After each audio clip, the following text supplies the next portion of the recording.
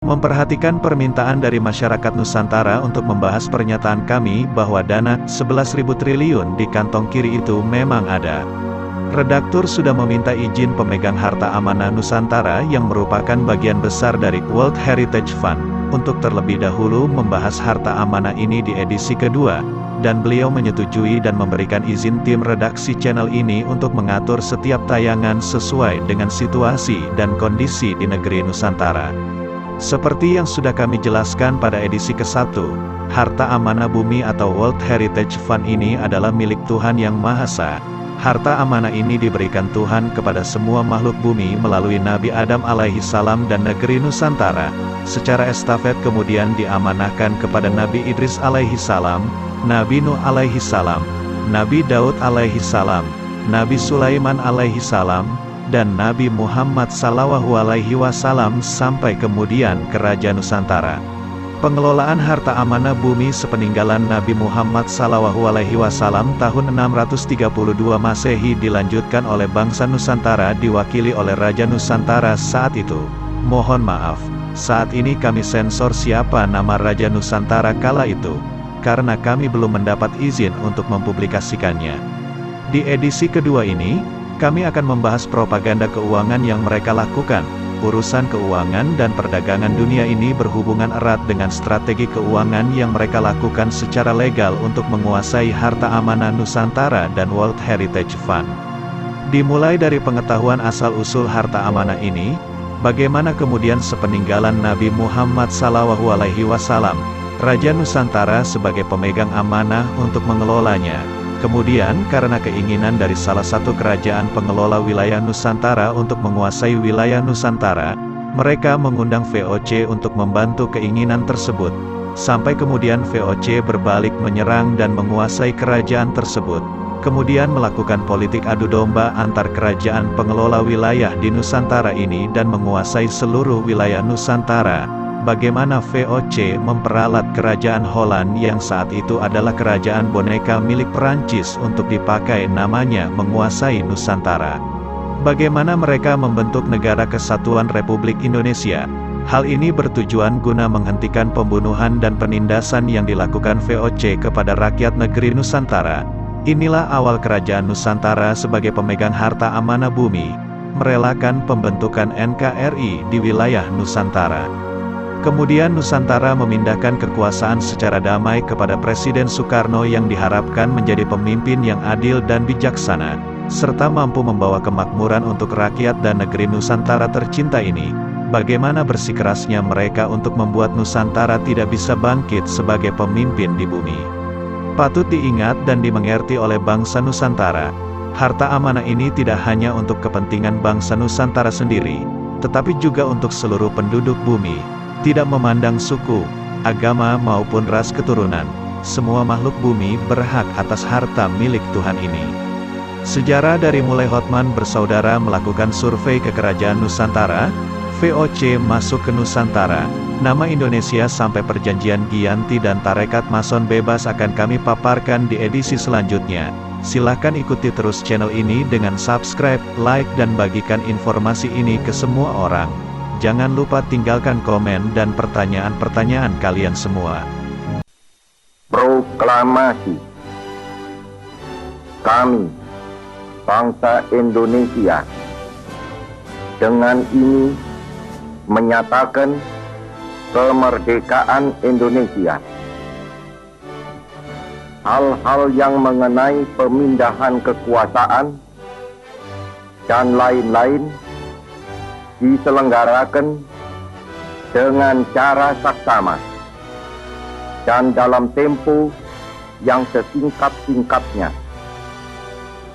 Jakarta, 17 Agustus 1945, atas nama bangsa Indonesia, Soekarno, Hatta. Kami dan kalian semua bisa melihat di teks proklamasi, pada kalimat, Hal-hal yang mengenai pemindahan kekuasaan dan lain-lain, diselenggarakan dengan cara seksama dan dalam tempo yang sesingkat-singkatnya. Yang dimaksudkan pada kalimat tersebut, adalah pemindahan kekuasaan dari Kerajaan Nusantara ke Negara Kesatuan Republik Indonesia. Satu kesatuan dengan pemberian mandat untuk penggunaan sebagian kecil harta amanah Nusantara untuk mensejahterakan rakyat Nusantara. Raja Nusantara adalah pemegang amanah dengan tanggung jawab yang sangat besar, yang mendorong beliau untuk lebih memikirkan keselamatan rakyat Nusantara dibandingkan dengan mempertahankan wilayah kekuasaan Kerajaan Nusantara di negeri Nusantara tercinta ini. Hal ini yang mendasari keputusan Kerajaan Nusantara untuk menyetujui proklamasi kemerdekaan Indonesia. Harapan utamanya adalah setelah proklamasi kemerdekaan, rakyat Nusantara hidup tenang, aman, damai dan makmur. Kerajaan Nusantara semestinya menghendaki bahwa antara negara dan pengelola negara atau government dipisahkan, sama seperti saat Kerajaan Nusantara sebagai negara dan kerajaan-kerajaan di Nusantara, seperti Kerajaan Majapahit, Kerajaan Jayakarta dan kerajaan-kerajaan lainnya sebagai kerajaan pengelola wilayah. Kerajaan Nusantara tidak pernah mengenal istilah pemerintah. Istilah pemerintah tidak sesuai dengan tugas yang diberikan Tuhan. Yang berhak memerintah hanya Tuhan Yang Maha Esa. Pada awal Indonesia berdiri, dan Insinyur Soekarno sebagai presidennya, Kerajaan Nusantara tetap memberikan dukungan penuh guna mencapai tujuan bersama, yaitu kemakmuran rakyat negeri Nusantara. Hal ini dibuktikan dengan pemberian tugas kepada Insinyur Soekarno untuk mengurus harta amanah yang dipindahkan dari bumi Nusantara, melalui De Javasche Bank NV ke Kerajaan Holland tanpa seizin pemegang harta amanah. Kemudian, karena Perang Dunia ke-1 dan ke-2, harta amanah berupa emas dan koin emas tersebut berpindah dari Holland ke Jerman dan kemudian ke beberapa negara lain sampai akhirnya ke Amerika, dengan dokumen asli yang dimiliki Kerajaan Nusantara yang juga sudah terdaftar di Inggris, Vatikan dan Swiss, serta lobi Insinyur Soekarno dan timnya. Presiden Amerika saat itu John F. Kennedy kemudian mewakili Amerika mengakui bahwa harta amanah Kerajaan Nusantara yang dianggap sebagai rampasan perang oleh Amerika saat itu bisa kembali lagi di bawah pengelolaan Kerajaan Nusantara. Insinyur Soekarno beserta beberapa orang kepercayaannya yaitu Suwarno, Sarinah, Khairul Fatullah, Muhammad Lutfi Wahid dan autores mandat lainnya yang tidak bisa disebutkan satu persatu, kemudian menerima mandat dari pemegang amanah untuk mengelola harta amanah yang dikembalikan oleh Amerika melalui perjanjian The Green Hilton Memorial Agreement. Perjanjian ini ditandatangani pada tahun 1963. Presiden Soekarno saat itu juga setuju untuk melarang tarekat bebas Mason di bumi Nusantara karena ditenggarai melakukan ritual-ritual sesat. Kami akan membahas lebih detail mengenai hal ini di edisi yang lain. Silahkan kalian ikuti terus channel ini. Setelah Presiden Soekarno digantikan oleh Presiden Soeharto, mandat ini diteruskan oleh Presiden Soeharto tanpa perlu dokumen-dokumen mandat. Soekarno dan tim yang ditunjuk sebagai penerima mandat kembali ke pemegang amanah.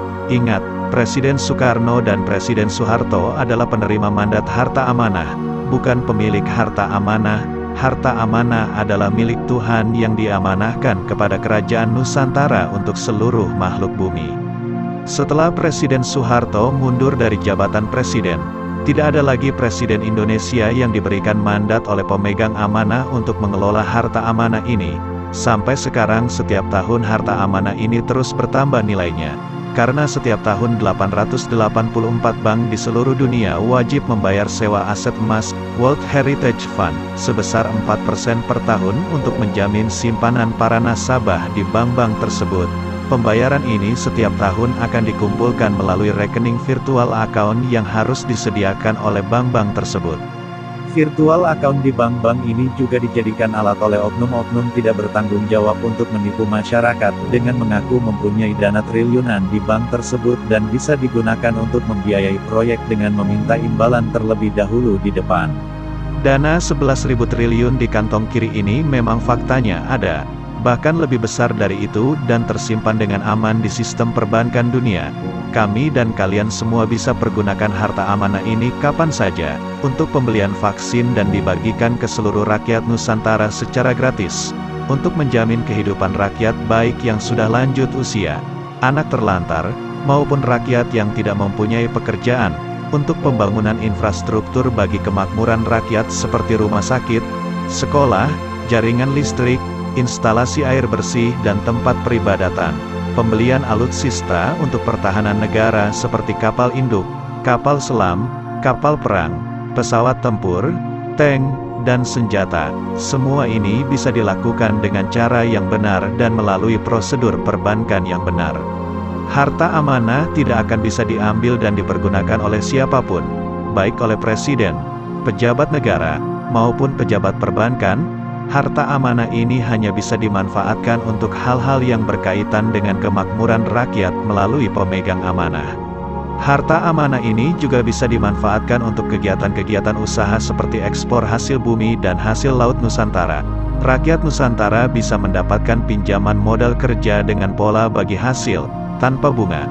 Kami sedang meminta pemegang amanah untuk diizinkan ikut membantu eksportir dari negeri Nusantara mendapatkan semua fasilitas ini. Semoga dalam waktu dekat kami sudah bisa memberikan kabar baik untuk kalian semua.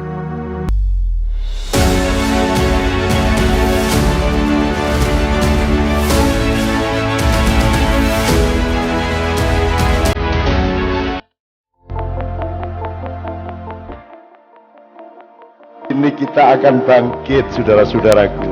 Wahai anak-anak Nusantara, sucikan dirimu, cerdaskan pikiranmu, murnikan hatimu, dan tangguhkan tangan dan kakimu, terampilkan pikiranmu dan pekerjaanmu, sebab masa depan menunggu kejayaan di mana Nusantara tidak hanya sembuh, tapi dia akan memimpin dunia.